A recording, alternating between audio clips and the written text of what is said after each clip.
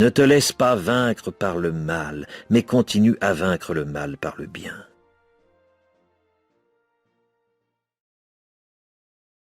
L'apôtre Paul a rencontré une situation semblable à celle de David.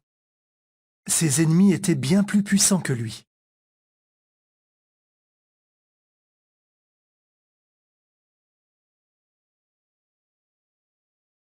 Beaucoup de chefs religieux et certains dirigeants politiques influents de son époque le détestaient.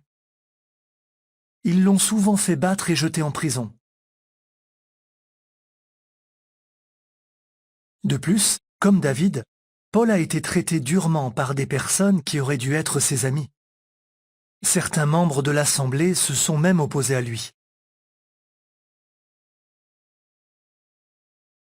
Mais Paul est sorti vainqueur de toutes ces situations. Comment?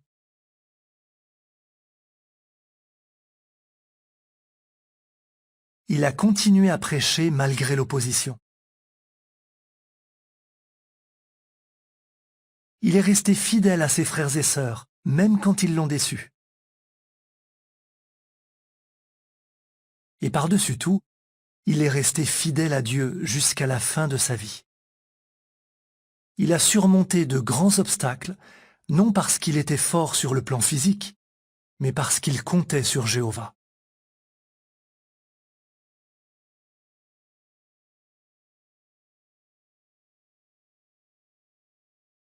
Es-tu parfois insulté ou persécuté par des camarades de classe, des collègues ou des membres de ta famille non témoins?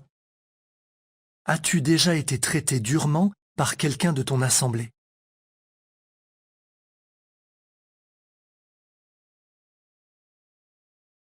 Si oui, souviens-toi de l'exemple de David et de Paul.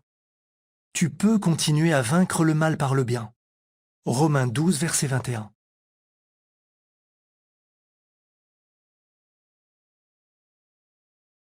À la différence de David, ton but n'est pas d'enfoncer une pierre dans le front de quelqu'un, mais de faire pénétrer la parole de Dieu dans l'esprit et le cœur de ceux qui t'écoutent.